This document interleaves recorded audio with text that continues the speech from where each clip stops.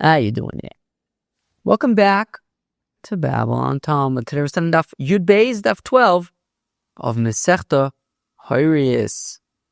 Okay, friends. Another big daf. They're all big dafs. I mean, there's no Tosfos. They're just massive dafs. So, because usually, right, obviously Tosfos kind of takes up a lot of real estate on the page and means less content. These dafs are just packed with content. Today, we will be wrapping up the shemen hamishkhah discussion that we began yesterday, followed by some assorted agadatas, some of which will be interesting. And then we will discuss different kinds of important koheins. There's actually lots of different kinds of koheins. There's the kohein gadol, hamishkhah b'shemen hamishkhah. There's the mubah begadim. There's the mishkhah sha'avar. There's the mishkhah milchama. I think I'm probably forgetting one. There's lots of different kinds. The skan kohen gadol. So there's lots of different kinds of important kohanim. And we're going to discuss the implications for each kind. And finally, how a mourning kohen gadol rends his garment. Normally, of course, when somebody passes away, so it is the custom of the mourners to tear their garments by kohen gadol. And the pasuk says, "Uv'gadav lo yifrom," that he doesn't rend his garments. So we're actually going to see what that means in practice. So, friends, if that sounds exciting to you, well, then I have a great daf planned for us. Let's do it. Okay, friends, we are going to begin on Daf Yud Beis Amid Aleph, about 15 lines in or so. Daf Yud Beis Amid Aleph, about 15 lines in. It says, Tanu Rabbanon Ketzad Moshchin es HaMelachim. You got that? You got that? Tanu Rabbanon Ketzad Moshchin es HaMelachim. How do we anoint kings? Right? We've been talking about the shemen hamishkhah, the anointing oils. They would anoint kings. They would anoint kohen gadols. So how so? So kimin nazer. So for a king, when they're anointing the king, they take the oil and they go around the head with oil or something, make some kind of circle around his head with oil. That's right, like a crown. I guess a nazer is like a crown. So you kind of like make like an oil crown around his head. But so kohanim kimin kai, and the kohanim, we anoint them like the letter Kai. Oh, I was thinking actually to show what that looks like, but I actually forgot to. But I don't know if it's that, how much we need to do it. Anyways, it kind of looks like the letter Ches, kind of. Let's see if I can just describe it. Imagine you have like a rectangle, okay? And let's just say the sides of the rectangle, let's say, are like 2 inches, and the top and bottom are each like 1 inch wide, let's say. So you have this tall rectangle, 2 inches tall and 1 inch wide. And let's say you take the bottom of the rectangle, the bottom side of the rectangle, and you delete it. So now you have 3 sides remaining. And now you take the left side of what's remaining of the of the rectangle, and you cut it in half. And that's our Kai. How is that? Again, you have this rectangle, delete the bottom side, and cut the left side in half. That's our Kai. So the kohanim, when you anoint the kohen gadol, you make this Kai letter thing. My kimin Kai, Omer Menashe bar Gadol kimin kaf yivani. And I guess if that is a kaf yivani, this Kai thingy. All right, well, trivia. If ever anybody asks you what a kaf yivani is, now you know. Tani chado kitchila batchila motzkin shemen arosho b'achakach nosnin lo shemen berisei enov. This, I believe, is by a kohen gadol. So initially, they first pour oil on his head, and then afterwards, they place oil between his eyes.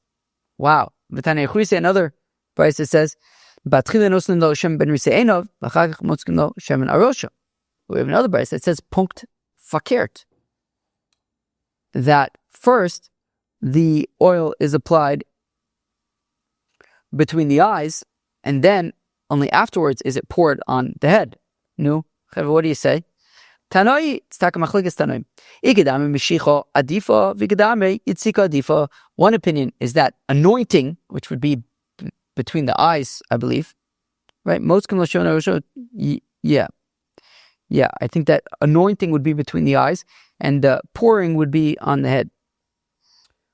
So it's a machlekes. Which one is more? It takes the priority, takes the cake, the anointing or the pouring.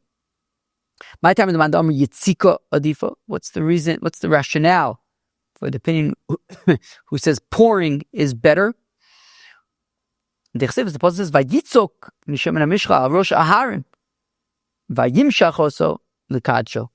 That pouring is more prioritized because the Pasuk says that when Moses anointed Aaron, it says that he first poured the oil on his head, and then only afterwards did he anoint him. According to the opinion, it says that anointing is prioritized. My time, how come? Well, because anointing is what they would do with all the clay sharis, right? So there was all the vessels in the Mishkan that would be anointed, and they would anoint them. They wouldn't pour them, so therefore anointing is the priority. But what about the pasuk that says that by Aharon, Moshe Rabbeinu first poured oil on him, and only afterwards did he anoint? So my time of Vayitzok mishum de vayimshach. So the way to explain that pasuk is how come Moses poured oil on Aaron's head? Because he had already anointed him. Anointing is in fact the priority.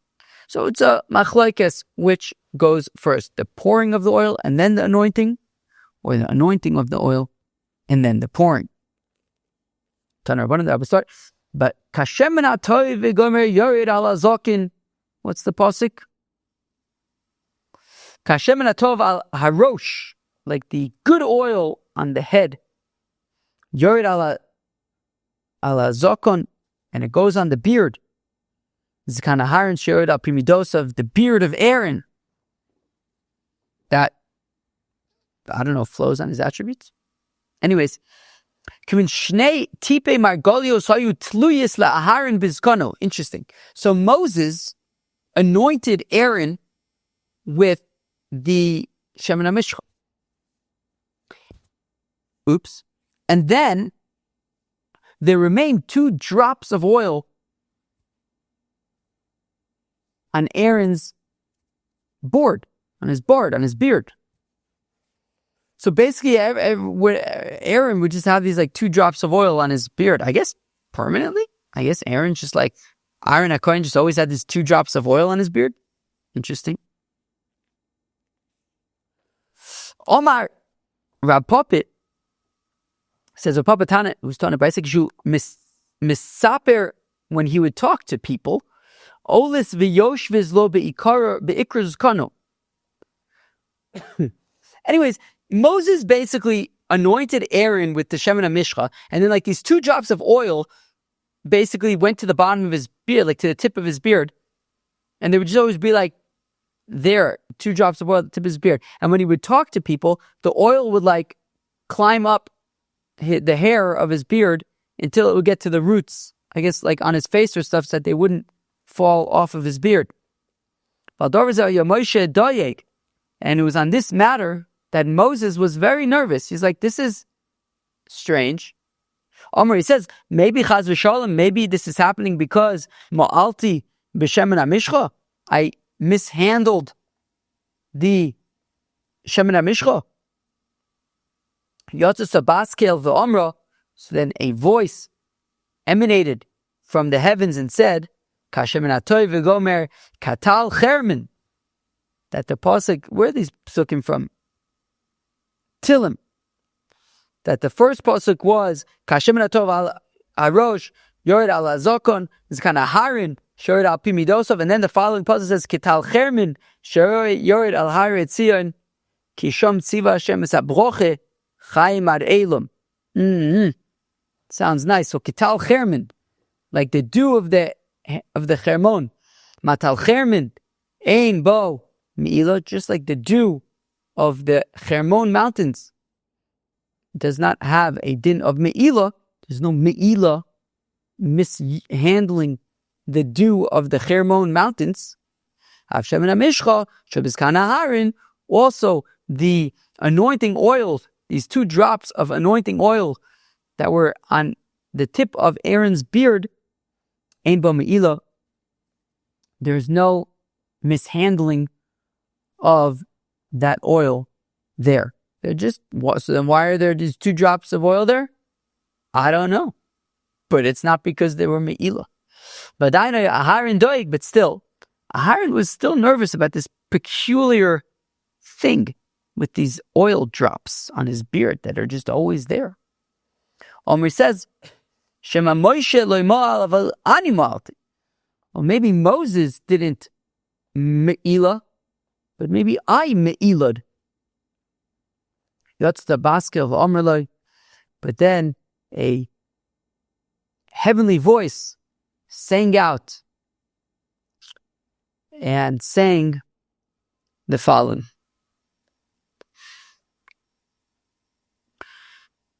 Hine ma tovu manoim shevet achim gam yachad. And Aaron was like, whoa. That was really soothing.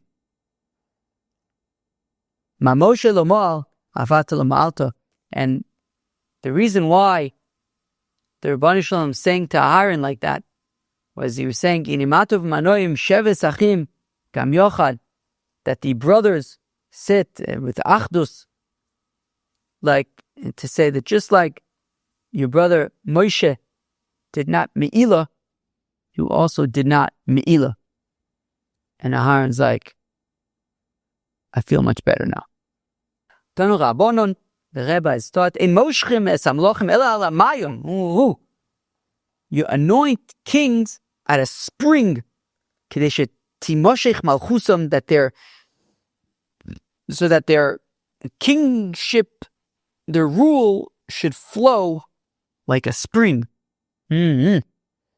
I guess it should be smooth and flowy like a spring, and also continuous like a spring. This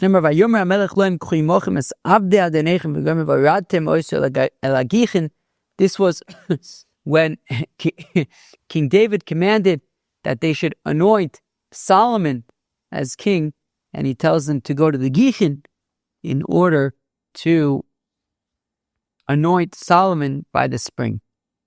All right, then now we get up to some assorted agadata. Omar Reb Ami, says Reb Ami, Haman de boy later in Masik Ilo. Interesting Gemara right before Rosh Hashanah. If a person wants to know if he's going to live out the year or not. Nisle Shraga, this is freaky. Nisle Shraga Basar Yome, the vein Rosh Hashanah Yom Kippur. So in the Aseret Simei Tshuva, I don't know if this is like every day or just one day. I'd imagine just like try this out one time during the Aseret Simei Tshuva. Maybe if it doesn't work, try again. Maybe try it on the first day of Aseret Simei Tshuva, although that's Rosh Hashanah, but maybe on Tzom Gedalia or something, try it out. If it doesn't work out, try it again the next day maybe. Anyways, take a flame and light, take like a lamp, put some oil in there, light a flame. Right, so do this during the Aseret Simei Tshuva. Bebesa de lo noshev zika, in a house that doesn't have any wind in there. It's kind of a sterile environment. Imashich nehore neda de masik shate. So if the flame remains lit until the oil runs out, basically it remains lit for the whole time, for the maximum amount of time that there's oil for. So it's a good sign. He'll make it through the year. If a person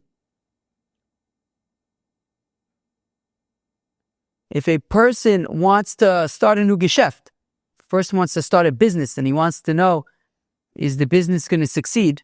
So what he should do is, he wants to know if he's going to succeed or not. You should do is you should raise a chicken in your house. And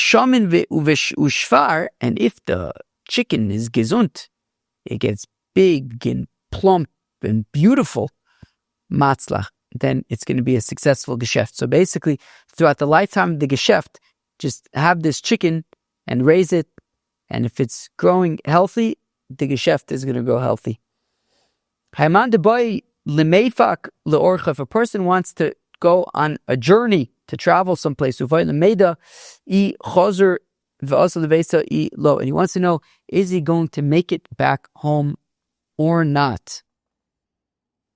If you're going to a dark house, and if he sees a shadow of a shadow, not quite sure what that is. So if you're planning to do this, I would look into it a little bit deeper. Later the harder, or is it babua later the harder vasi the vase of ilab. Well, fine. So what you should do is you should see if there's this like double shadow, a shadow of a shadow, and that's it, and that means he'll make it back home. But it says the Gemara, say don't try this at home. Because maybe he's not gonna see the shadow of the shadow, but maybe things will still be okay anyways. But he'll get all like freaked out because he thought that the sign was saying he's not gonna make it, and he'll end up not making it only because that was self-induced. Anyways, he could drive himself mishigah, so it's better to just kind of not do it. Amar Bai says Abai. Hasha the Amait Simanim Milsi. Oh, so says Abai. Now that we're talking about all these signs, well, how about this? Says Abai. Le'elam, listen up, friends. Le'rogel le'merze b'reishato koro v'ruvya karte v'silka v'tamer. You hear this, friends? You hear this? Rosh Hashanah is coming up. Of course, on Rosh Hashanah we have the Simanim, right? Yirotzon milfanecha, it's a shana tova mesuka, and then we have things like what Abaye is talking about. Le'olam ye'rogil le'merze karish b'rei shata. And Rosh Hashanah you should have kara, a gourd. What was the gourd one? I don't remember. Maybe krara gizar dinenu whatever, something. Was that one the gourd one? Krara was like krara gizar and something zechuyo seinu or something. Veruvia was the fenugreek. What the heck was the fenugreek one? What even is fenugreek? I feel like every year I forget what fenugreek is, and then it's like Rosh Hashanah. It's like, oh, that's fenugreek. Okay. Karte leek visilka beets, vitamre, and dates. And what does Rashi say? Rashi says the reason why we do these things, Dani gadle leagel tfei mishayakos, because they grow really fast, and I guess we want, things to happen for us quickly, I guess. Okay, but we have Rosh Hashanah coming up. We're going to have the Simanim, Simanim Horayos, that Abai says to have these Simanim. Does it come up anywhere else? In Krasus. Interesting. Okay, friends, keep this in mind. Misharsha said to his children, to his sons, when you go to the shir before your teacher, prepare in advance. If the teacher is going to be discussing a particular topic, come prepared. Learn in advance. Learn the Mishnayos in advance so that you're prepared for the shir. And when you're sitting before your Rebbe, look at him. Look at his mouth. Look at him. So you stay focused. That your eyes shall see your teacher. And when you go and learn, I guess on your own, Garso naira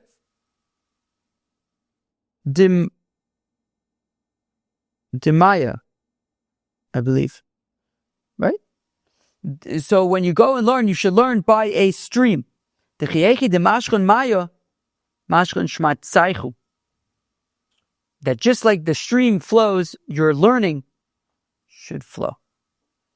V'sivu akilkoli de matamachase v'lo tivu apadne de pumbedisa. Better that you should live by the garbage heaps of matamachasya than in the palaces of pumbedisa. I guess matamachasya was like it was a place that was very conducive for learning. So Masharsha instructed to his children that better that they should live in the garbage heaps of matamachasya, but a place where it'll be a makom Torah, a good place to be, a good place for the neshama, rather than in the palaces of pumbedisa, which interestingly, I guess, was not as good of a place to learn, which is interesting because pumbedisa was where the famed yeshiva in pumbedisa was.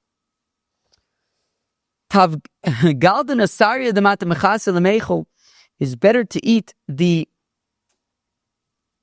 fermented fish, I think, of matamachasya mikutchod or mikife, better than some other fancy dish. I don't exactly understand what it is. Some kind of kutach of sorts, some kind of dip that maybe tasted really good and was really fancy, but I don't know. Better, sounds like better to be in a makom Torah, better to be matamachasya. It's a good place to learn. Sure, maybe the gashmius isn't as good, but the ruchnius is stark. So better to go to a place where the ruchnius is stark. Ramakarni beloikoi chano in her prayer says that my horn is exalted in God. Ramakarni velo ramapachi. So she specifically says her horn rather than her flask. Tavru Shlomo shenimshchu b'keren. King David and King Solomon, who were anointed with, I guess, oil from a flask, I guess this shemen hamishkhah, so nimshucha malchusan, their kingship flowed.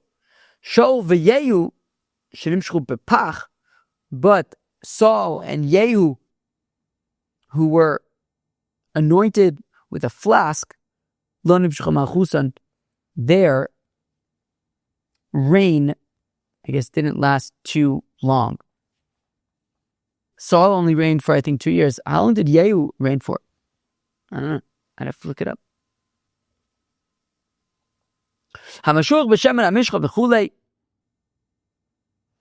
So we said that a mashuach b'shemen hamishkhah. What do we say? The Mishnah said, "Ve'ezu hamashiach b'shemen hamishkhah."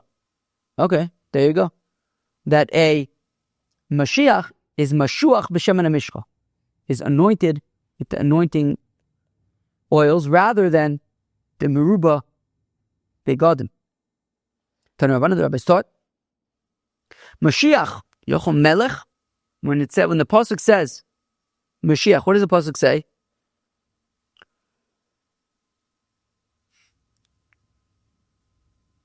Ima kohein Mashiach yechtolosh masa'om. What's that noise? One second. I think somebody was rolling a dumpster outside. That sounds like a good thing to do. So when the pasuk says Ima kohein Mashiach yechta, so Mashiach Yochel Melech, so anointed, maybe that's a reference to the anointed king. Tamlomer kohen. Therefore it says a kohen HaMashiach. I kohen, if it says kohen, Yochel Meruba Begadim, could even be a kohen gadol that is a Meruba Begadim that became kohen gadol by just putting on the big day kahuna gadola. Tamlomer Mashiach. It says Mashiach, anointed. I Mashiach Yochel Mashiach Milchama.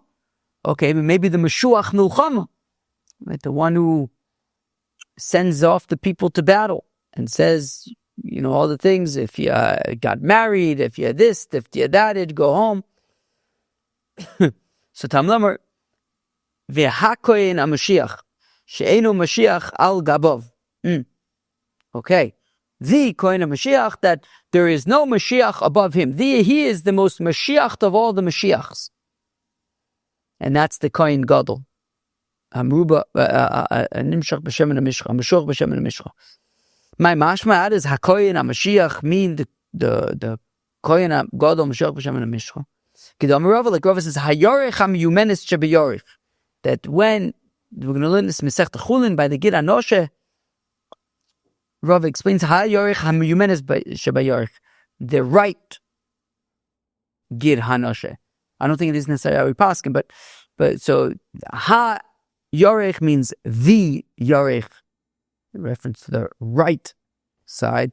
So Chanami here also ha Mashiach hamiyuman shebemeshuchim, the most Mashiach of all Mashiachs, and that's the kohen gadol Mashuach b'shemen hamishkhah. Omar Mashiach Yochol Melech.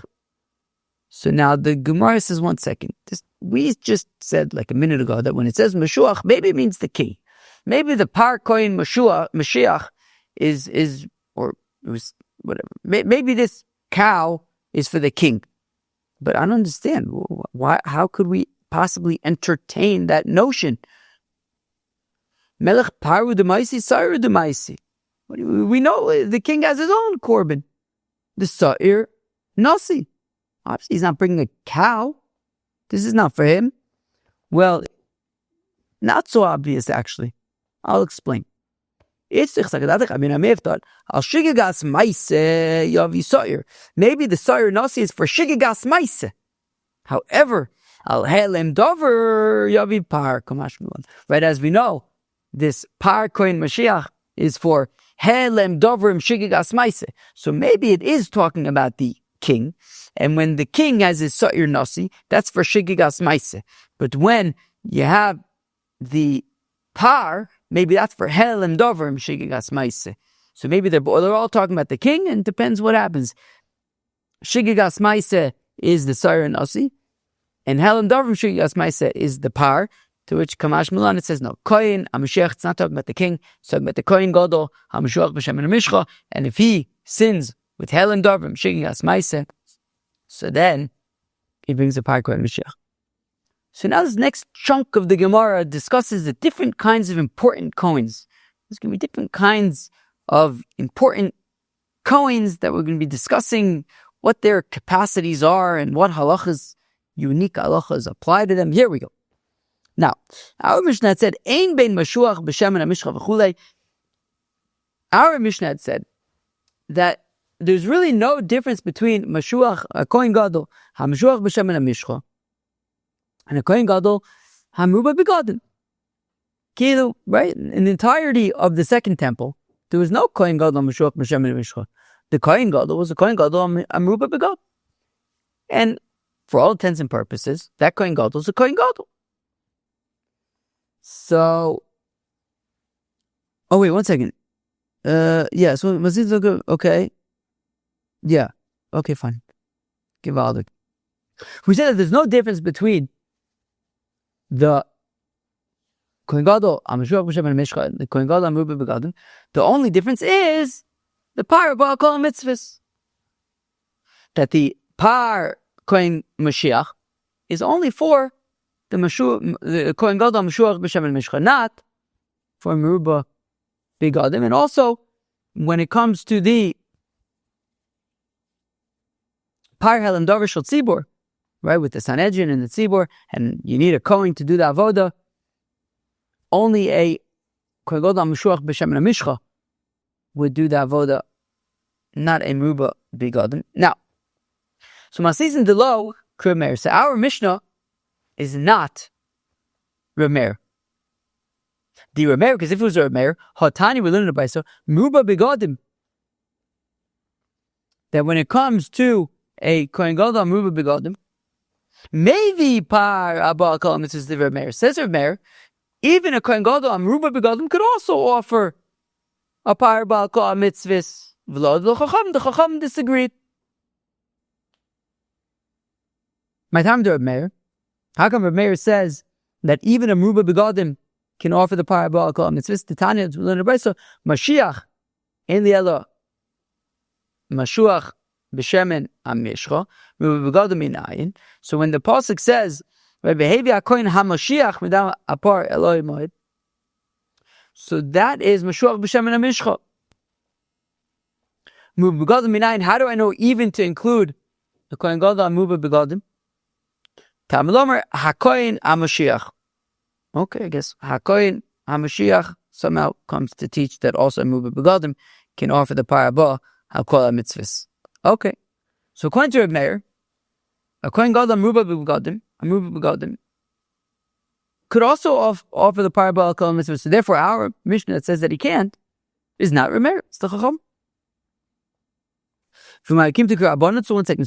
So we're saying that our Mishnah is the chacham. The thing is ema seifa.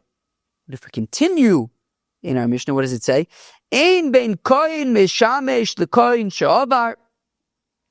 There's no difference between a current kohen gadol and a kohen she'avar. Right? Let's say the kohen gadol, for whatever reason, was unable to be kohen gadol at that point. Maybe it was tummy or something. So somebody takes his place during the time that he's unable to be a kohen gadol. So somebody else takes his place. And once the original kohen gadol is able to be reinstated to his role as kohen gadol, so he comes back as kohen gadol. What happens to the kohen gadol who was sort of there in the interim? So that is a kohen she'avar.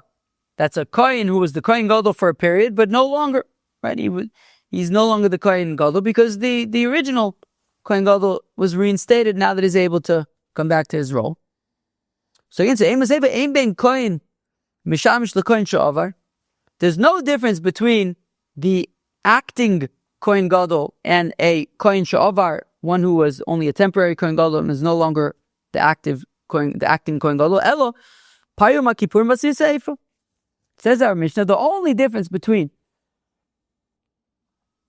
a kohen mishamish and a kohen she'avar is simply that when it comes to the cow, the paranasa b'fnim and Yom HaKippurim, that must be done by the kohen mishamesh, the active kohen gadol, as well as the asir so'efa, as well as the minchas chabitin.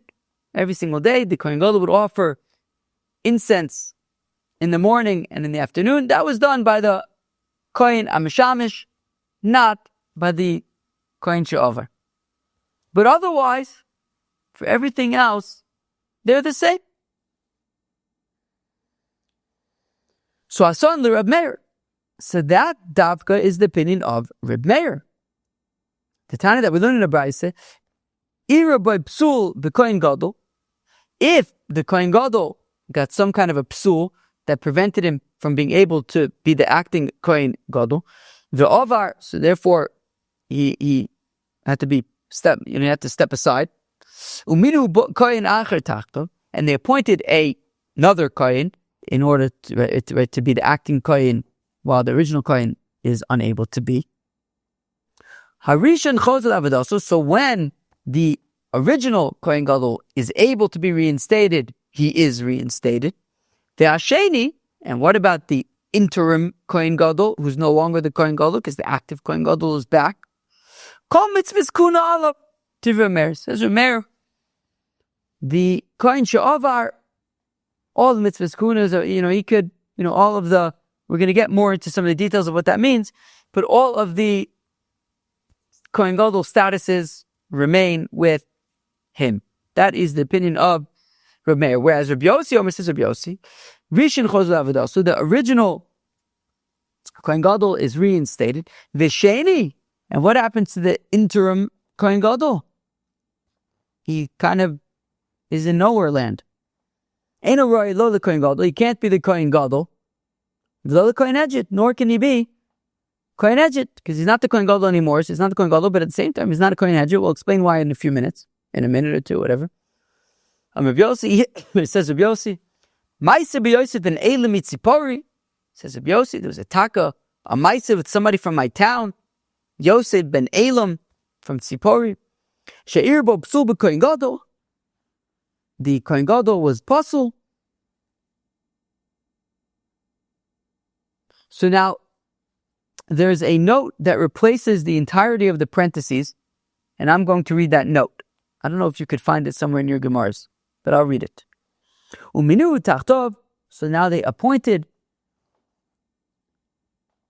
Yosef ben Elam as the interim kohen gadol. Now the question came before the Chacham, like what happens now that the original kohen gadol was reinstated? When they said Rishon chozul avodah, so the original kohen gadol was reinstated.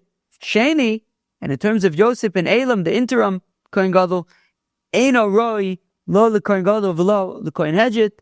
He's unable to be neither the kohen gadol nor the kohen hedget. Now, after the parentheses, kohen gadol. The reason why he can't be the kohen gadol, mishum eva.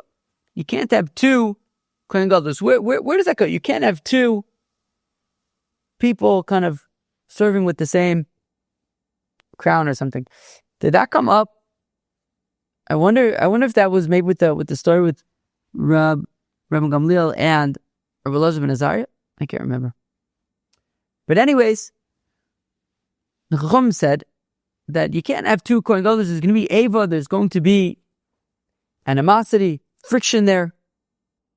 Kohen hedget, and he also can't be a kohen hedget mishum ma'ilin b'kodesh ve'moridin, because ma'ilin b'kodesh we go up, we don't go down. Ma'ilin b'kodesh, and therefore, once a person was upgraded to be a kohen gadol, he can't go back to being a kohen hedget, but he also can't be the kohen gadol anymore because the original one was reinstated. We don't want to have two kohen gadols; that would create conflict. So therefore, he could be neither the kohen gadol nor a kohen hedget. So it was Reb Meir that was the opinion of Reb Yossi. Reb Meir had said that the kohen sha'avar, basically, what did he say? He said, Kol mitzvahs kuna olav. For the kohen sha'avar, all of the mitzvahs of the kuna gadola are with him. He's still an active kohen gadol. So says the Gemara, Reish Rabbanim v'Sefer Meir, what's going on? We're saying the first part of the Mishnah, which says that a kohen gadol amruba begodim may not offer parakol mitzvahs. That's what our Mishnah says. That's unlike Reb Meir, who says that kohen gadol amruba begodim can offer a parakol mitzvah. So it's unlike Reb Meir. It's like the Rabbanon.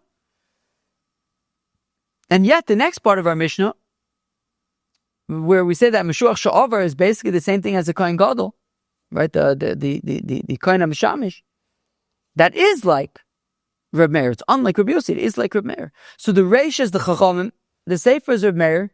What's going on over here?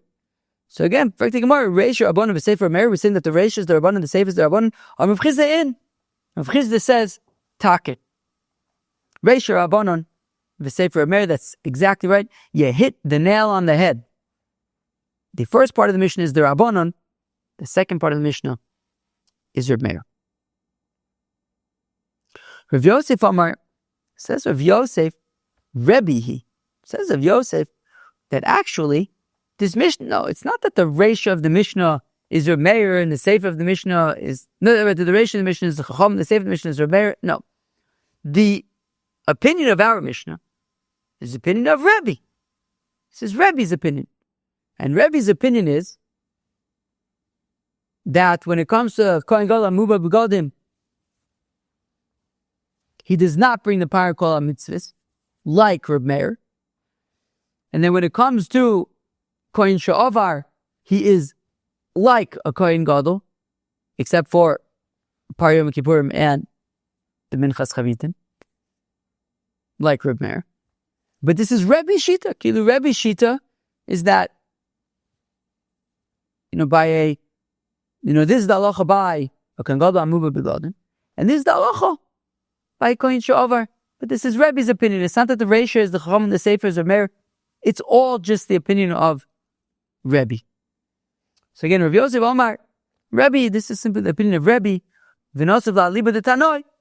And Rebbe's opinion is, aligns with kind of the opinion of different Tanoim, but he kind of melds it into his opinion. And the Mishnah is representing simply Rebbe's opinion. Rava Omar, Rava says Reb Shimoni. Aha. So Rava says Take. Our Mishnah is simply the opinion of Reb Shimon. Everything that our Mishnah says aligns with the opinion of Reb Shimon. Forget about Rebbe, forget about Reb Meir, forget about the Chacham. This is simply the opinion of Reb Shimon. And Reb Shimon agrees with Reb Meir with regard to the Kohen Sha'avar, and he disagrees with Reb Meir when it comes to the Kohen Gadol Amuba Begodim. But this is the opinion of Reb Shimon. The Tanya that we learn in the Brisa, Dvarim Shebein Kohen Gadol Kohen Hedget, Okay, the difference is between a kohen gadol and a kohen hedgit. A kohen gadol and a regular kohen. Elohim, here they are. Par abo akol mitzvahs. Okay, that the kohen gadol will offer the par abo akol mitzvahs. Ufar Yom Kippurim, and of course the kohen gadol does the avodah, offers the par anaisa b'fnim on Yom Kippur vasir sa'efa, and also the minchas chavitin every day. V'lo pareya, the kohen gadol does not grow out his hair for a nifter. Right? If a relative dies, normally we would not shave or cut our hair, but a kohen gadol does cut his hair. He does not grow out his hair for a mace. V'lo parim, nor does he tear kriya for a mace. Aval hu porim milamato ve'ejib milamala, as we're going to explain later on. It's going to be in a Mishnah later on the page, that the kohen gadol actually rends his garment at the bottom of his garment, whereas a kohen hedgit would rend his garment at the top of the garment, tear it from the top, tear kriya. Ve'mitami lekrovim, a kohen gadol cannot become contaminated to relatives, to become tamei mace. Kohanim can't. Regular kohanim can become tamei to immediate relatives. Umuzra ala besula, a kohen gadol must marry a besula. V'osur ba'almona, may not marry a widow. Umachzer zo'etzeach, a inadvertent killer who is in an irmiklat goes free when the kohen gadol dies. Umakriv onein ve'eno ochav ve'eno cholek, a kohen gadol when he's in onein, when a relative dies, so that the day of the death, so he is an onein, and while he's an onein, he can offer korbanos. He could do avodah in the Beis Mikdash as an onein, but he would not eat any of the meat, nor would he divide it up. He would not eat any of the vodah, nor would he take any portion. Makriv chelek berosh v'notel chelek berosh. The kohen gadol, whenever he wants, he can say, I'm going to offer this particular korban, or I want this portion of this particular korban. Mishamish b'shmona kelim. Kohen gadol also has 8 garments. Normally, kohen hedgit only has 4 garments. Kohen gadol has 8 garments. V'chol avodas Yom Kippurim ein ksher ela bo, and all of the service on Yom Kippur must be done by the kohen gadol. Ufater al tumas mikdash bekodashov, and this is key, right? The kohen gadol does not bring a korban olav yored for tumas mikdash bekodashov. That was, of course, the opinion of Reb Shimon. Where was this the opinion of Reb Shimon? This was the opinion of Reb Shimon on Daf Tes Amud Aleph. Yeah. Yes.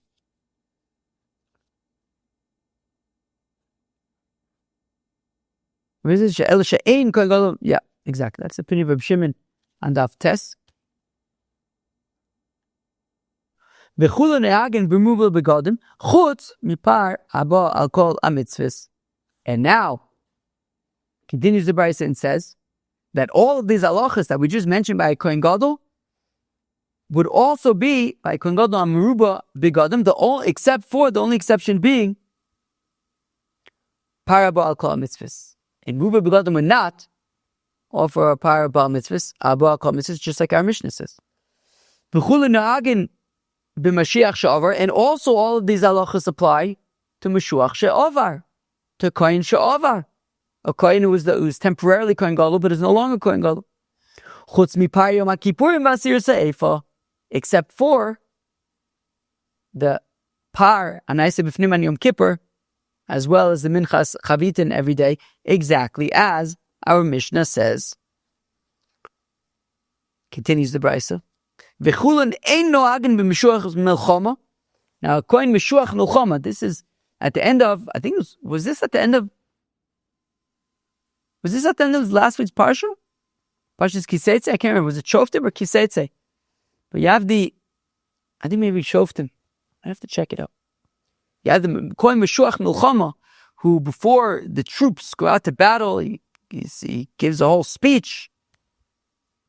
So that's the kohen mishuach melchama. So none of these halachas that we had mentioned earlier apply to the Mashiach Milchama.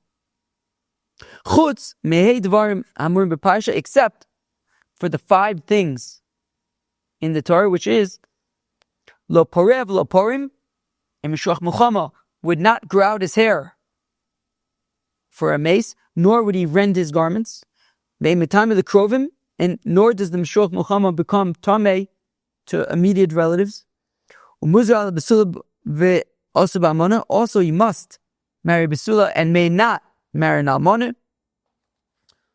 Now, according to Reb Yehuda, the mishuach muchama, if he dies, so then the inadvertent murderers go free from the Ir Miklat.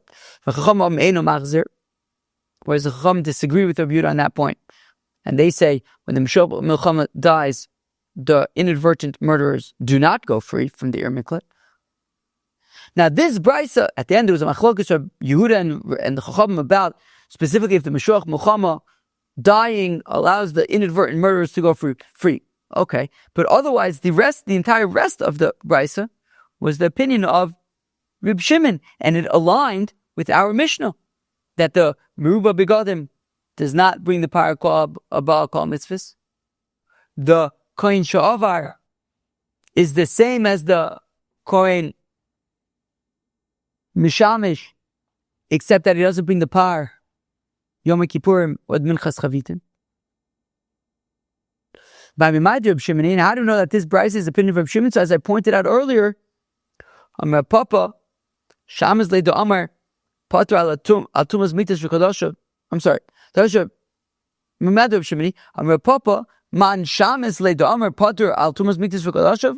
Reb Shimon, whose opinion is it that a kohen gadol does not bring a korban olav yored for Tumas Mikdash V'Kodoshav? That's the opinion of Reb Shimon that we saw in Daf Tes, in the Mishnah on Daf Tes. So therefore, this opinion, this brisa, seems to be Reb Shimon, and it also aligns beautifully with our Mishnah. So our Mishnah is the opinion of Reb Shimon. It's not Rebbe, it's not Reb Meir, it's not Chacham, it's Reb Shimon.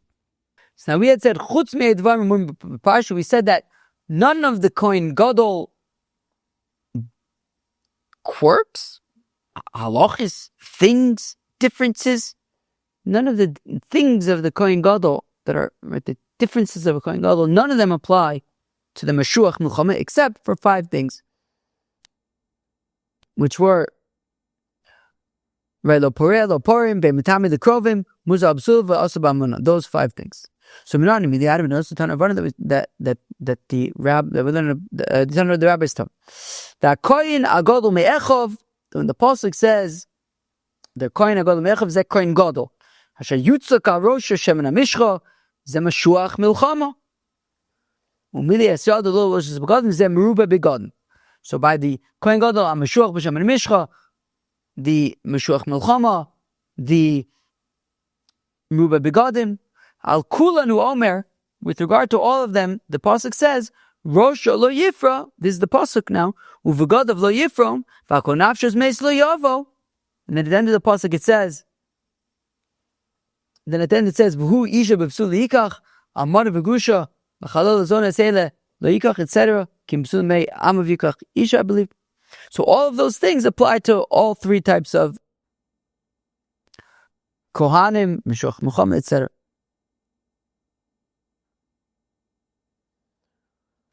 Yachol Yehu Kulon Makribin Onin.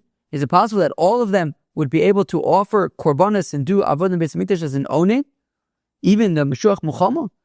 Tamlomer ki nezer shemen mishchas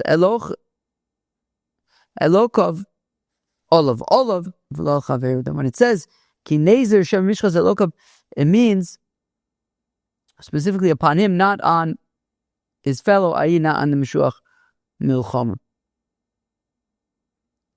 Ve'achshe chilkoi hakasu. Now, once the pasuk divided it up, right? It says when it says mikdash lo yavo lo yetzav lo yichal is mikdash Hashem elokov ki nezer Hashem, meaning if we look at the psukim. Okay, I'm going to look at the psukim right now for a second. Which we said is talking about shemen hamishkhah, muba begadim, mishuach muchama.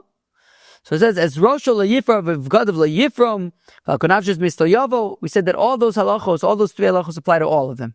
Lo Yifra, Lo Yifram, don't become tummy to immediate relatives.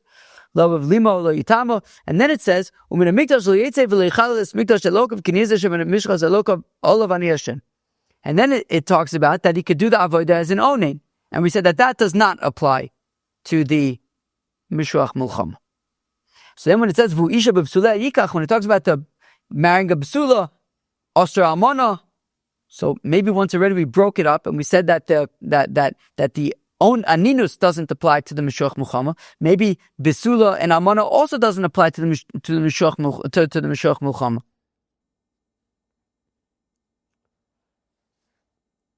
Is it possible that once already the pasuk made a hefsek and said that the aninus doing avodah as an onen does not apply to the mishloach milchama? So maybe lo yeh mitzuva ala besula. Maybe the halachis that he needs to marry a besula cannot marry an amana. Maybe it doesn't apply to the mishloach milchama. Tamlom vehu. I guess vehu. Remember it says vehu isha b'sula yukach. I guess it's adding on, to the original halachos, and it would apply to Mishloach Milchama as well. Ketanoi.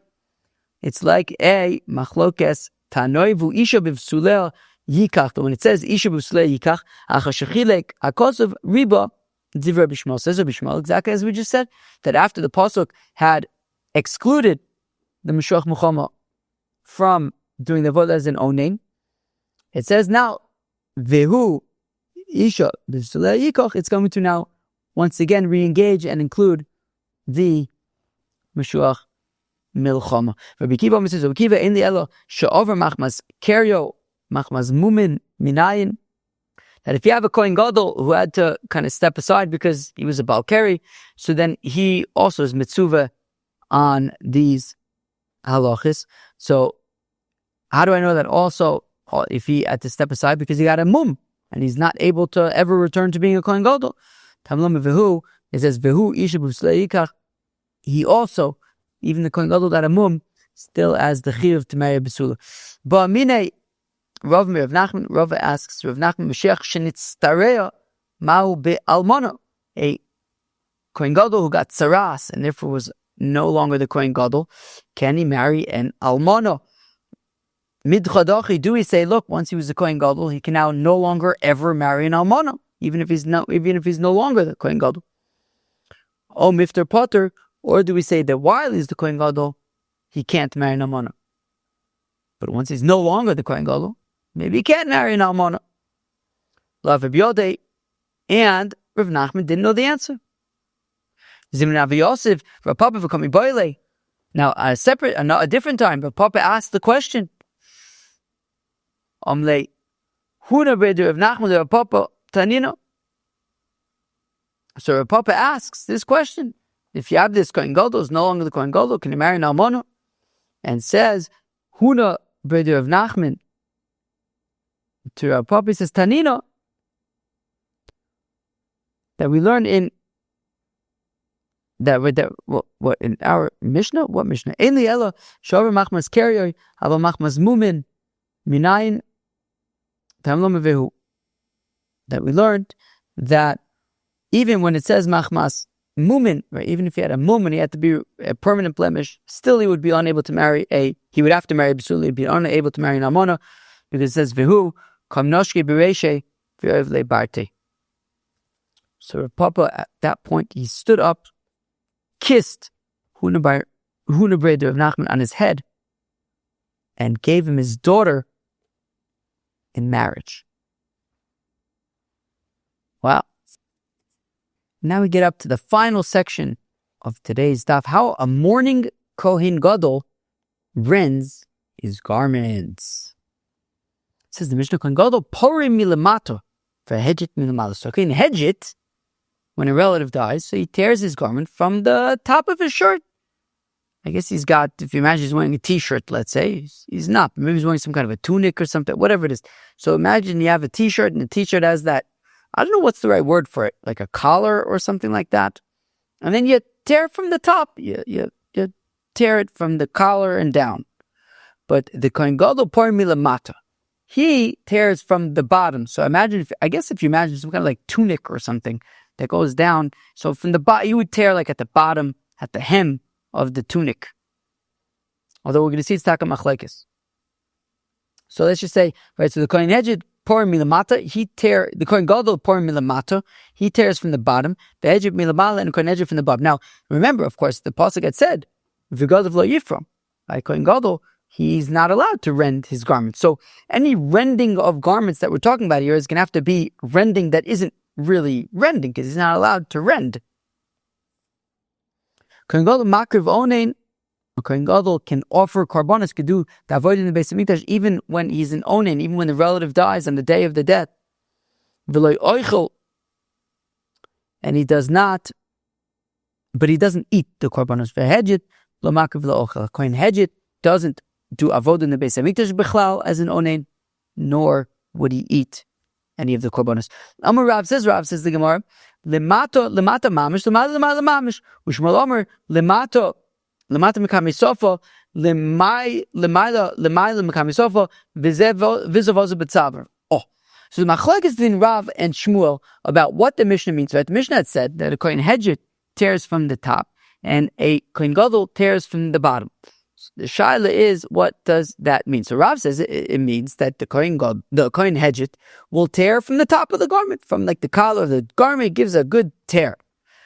Whereas that's a kohen hejit. Whereas the kohen gadol, because he's not allowed to tear his garment, so he tears from the bottom of the garment. And I guess it doesn't really qualify as a real tear. And he tears from the bottom, like the bottom of his cloak, at the bottom of his garment, he tears. Shmuel says that both the kohen gadol and the kohen hejit are tearing at the top by the collar, just that the kohen hejit tears like through the collar. Again, I don't know if collar is the right word, but he tears, I'm calling it the collar. So he tears through the collar, whereas the kohen gadol will not tear through the collar, it'll tear below the collar, not tearing through the collar. So again, Amar Rav says, Rab, lemata mamish, that when it says that the kohen gadol rends his garment below, it means mamish at the bottom of the garment, at the hem. Lemay mamish, and when it says the kohen hejit tears above, it means at the collar, it tears through the collar. Lemata mikamisofa. Whereas Shmuel says when a kohen gadol tears below, it doesn't mean at the bottom of the garment, at the hem.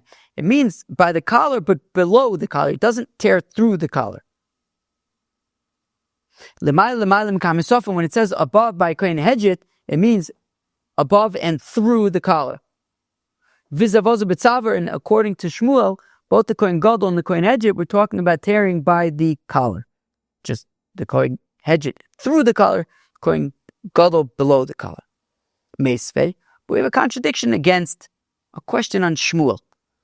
I'll call him Mesim. Now this brisa is not talking about a kohen gadol. It's talking about a regular person. A relative dies. I'll call Mesim kulon on any relative other than your father and mother, on any relative other than one's father or mother. Rotza mavdil kamisofa shaloi. Rotza eino mavdil kamisofa shaloi. If you want to tear through the collar, fine, that's fine. If you don't want to tear through the collar, that's also fine. I love it valimo mavdil. But for one's father and mother, you must tear through the collar. So what do we see? So we see that, let's say somebody's, brother dies, God forbid. So we say, if you want, tear through the collar, but you don't have to tear through the collar. And clearly it's still considered tearing, right? We're saying, right, you have to tear for your relative. We're saying as long as it's not your parents, it would still be considered tearing, even if you don't tear through the collar, even if you tear below the collar. So for the Gemara, given to Ba'alma, if we're saying that basically for a relative other than one's father or mother, it would still be considered tearing one's garment, even if you don't tear through the collar.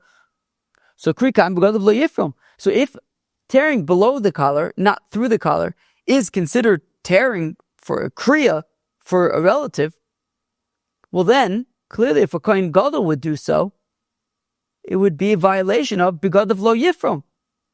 So how could Shmuel say that a kohen gadol simply tears below the collar? But that's a valid tear.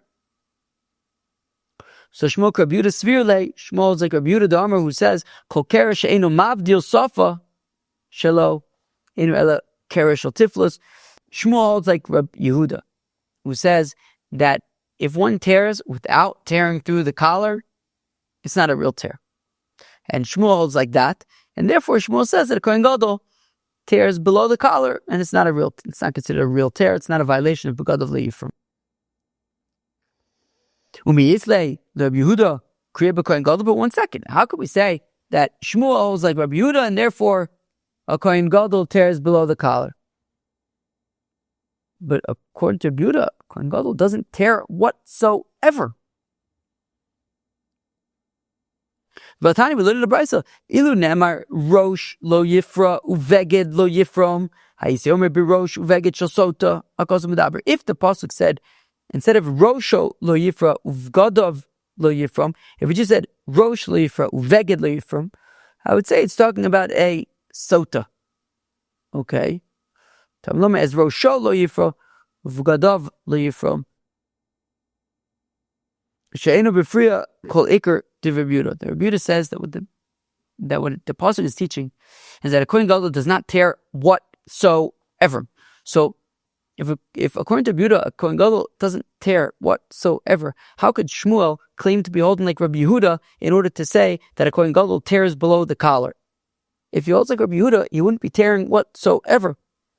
Rabbi Shmuel says, Rabbi Shmuel, enu forim kiderech shebnei adam pormin ela hu milamata ve'edjot milamala. Whereas Rabbi Shmuel disagrees with Rabbi Yehuda and says that simply the kohen gadol does kriya, but in a different way than everybody else. He tears from below, whereas everybody else tears from above. Shmuel sarva like Rabbi Yehuda b'chada. Look, Shmuel holds like Rabbi Yehuda in one regard, but disagrees with him in another. He holds like Rabbi Yehuda in terms of tearing below the collar is an irrelevant tear. He holds like Rabbi Yehuda on that, but disagrees with Rabbi Yehuda in that Rabbi Yehuda says kohen gadol doesn't tear whatsoever, whereas Shmuel says that a kohen gadol does tear whatsoever, just it has to be an irrelevant tear, and Shmuel holds like Rabbi Yehuda that to define an irrelevant tear as below the collar. That was Daf Yud Beis of Masechet Horayos, another big daf. The first part of the daf talked about we wrapped up shemen hamishkhah discussion. We talked about anointing kohen gadols and kings, and Moshe anointing Aharon, and that you anoint kings by the river and that kind of stuff. Assorted agadatas, which included the Simanim of Rosh Hashanah. That on Rosh Hashanah we have gourds and fenugreek and things, which is interesting. Keep this in mind as Rosh Hashanah approaches. Discuss different kinds of important koheins. We talked about the kohen Mashiach versus the kohen Muba Begadim, the Mashiach, the Mashiach Mulchama, and what are the different halachas that apply to different ones, to different types of kohanim and levels of Mashiachas and Muba Begadims and things like that. And how a mourning kohen gadol rents his garments. Rav said from the bottom of the garment, from the hem of the garment, where Shmuel says from beneath the collar. That was Daf Yud Beis of Masechet Horayos. I hope you enjoyed. I'll catch you tomorrow. Peace.